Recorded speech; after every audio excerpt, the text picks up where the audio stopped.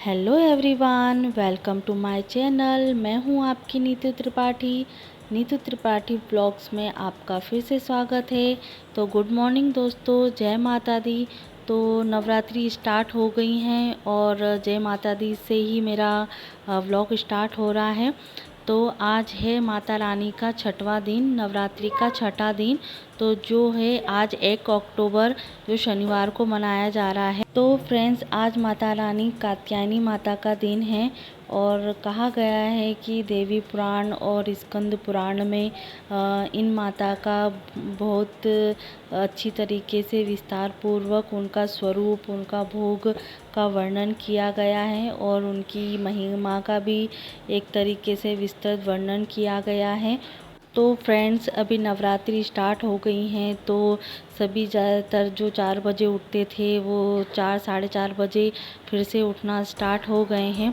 और इसके बाद जो हमारा रूटीन होता है, और नवरात्रि के टाइम पे भी ऐसा रहता है कि कोई कोई जो आधी रात में भी मंदिरों में दर्शन करने के लिए जाते हैं, क्योंकि दिन में मंदिरों में भीड़ हो जाती है। तो 3 बजे 4 बजे उठकर दर्शन करने के लिए चले जाते हैं। तो यहाँ हम 4:30 बजे के करीब उठ गए थे। जो हमारी जो क्लीनिंग होती है वो की है, और डीप क्लीनिंग तो करना नहीं है क्योंकि पर यह है कि अभी 9 हफ्ते दिन की बात है, तो ऊपर से ही हमको साफ़ सफाई करना भी ज़रूरी होता है। डीप क्लीनिंग तो बिल्कुल भी नहीं करना है जब तक अभी माता रानी बैठी हैं। और फिर नहा धोकर हमने अपना जो क्लीनिंग था वो किया है। और पूजा करने से पहले अभी बच्चे जग गए हैं, और फिर पूजा करने से पहले बच्चों की भी तैयारी करना ज़रूरी है।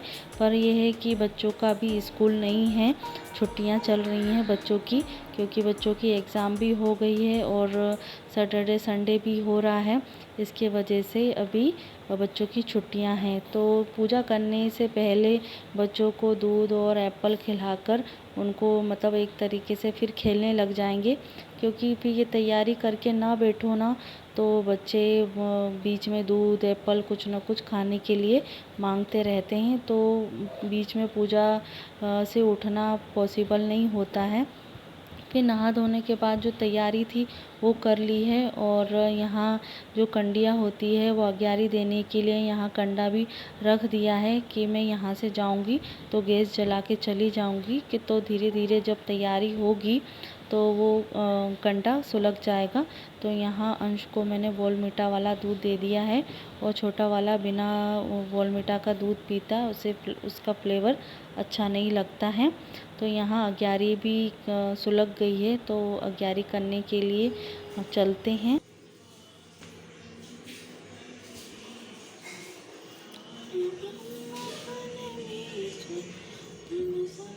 तो फ्रेंड्स, यहाँ आ गए थे मम्मी और हम पूजा करने के लिए। जब तक मैंने जो ऊपर की तैयारी है वो कर ली थी। और अभी तो माता रानी को नहलाना धुलाना नहीं है, क्योंकि वो तो अभी स्थापित हैं। तो बस उनका जो गंगा जल से और जल से शहद से जो छिड़काव किया जाता है, और फूल चढ़ाना, तिलक लगाना, कुमकुम रोली चढ़ाना, ये जो किया जाता है वो कर दिया है। और क्योंकि नहलाने धुलाने का तो अभी कोई वो है नहीं है, पर जल्दी पूजा हो जाती है। पर वही है कि दो आरती करने में और पाठ करने में टाइम लग जाता है।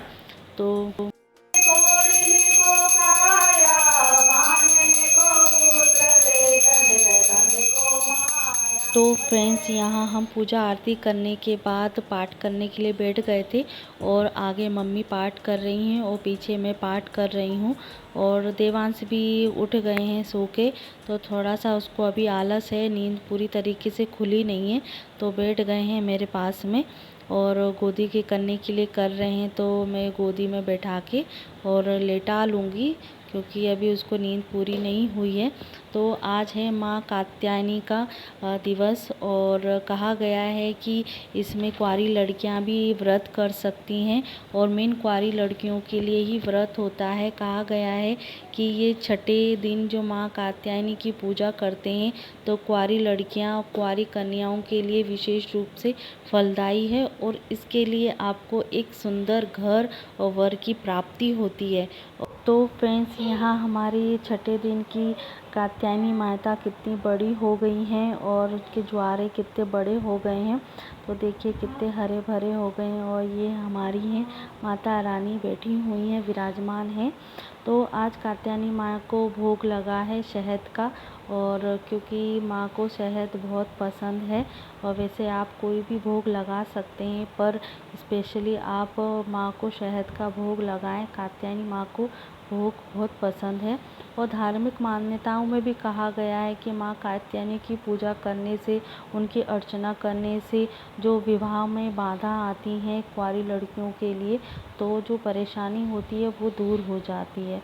और शहद का भोग तो लगाना ज़रूरी है, और इससे क्या है, एक सुंदर रूप की प्राप्ति भी होती है। शहद एक आयुर्वेदिक रेमेडी है, और एक सुंदर भगवान माता को पसंद है, तो एक तरीके से भी कन्या को सुंदर वर और सुंदर रूप प्राप्त होता है। तो आप माँ को शहद का भोग ज़रूर लगाएं। तो फ्रेंड्स, इसके बाद मैं आ गई थी चाय बनाने के लिए। तो सबसे पहले पूजा करने के बाद एक गिलास पानी पीने के बाद चाय बनाती हूँ। तो यहाँ अदरक डाल के और इलायची डाल के अच्छी सी चाय बना ली है, और जिससे थोड़ी सी एनर्जी आ जाएगी, क्योंकि मॉर्निंग का काम करना भी अभी बाकी है। तो यहाँ एक दादी के लिए बनाई है चाय, और मम्मी और मेरे लिए चाय बनाई है। तो आप भी आ जाइए चाय पीने के लिए।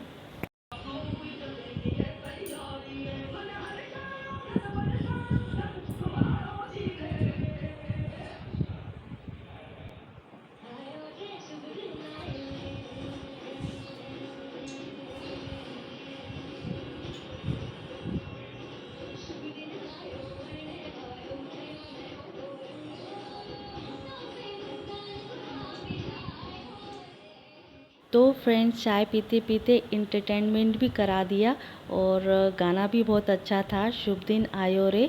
तो दिमाग की थोड़ा सा एनर्जी आ गई है, और अब आगे कंटिन्यू करते हैं वीडियो को।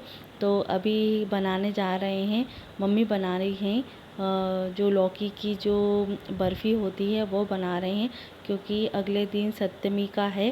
तो माता रानी को चढ़ाने के बाद, तो भोग लगाने के बाद उनको, कि जो हम फिर पानी पीते हैं, फरियाल करते हैं, तो उसमें यूज़ ले लेंगे। 2-3 दिन अभी बाकी हैं, तो कल सप्तमी है, तो उसके लिए अभी तैयारी कर रहे हैं। तो यहाँ लौकी को अच्छी तरीके से घिस लिया था, और 2-3 बार अच्छी तरीके से धो के उसको निचोड़ने के बाद उसको कढ़ाई में डाल दिया है।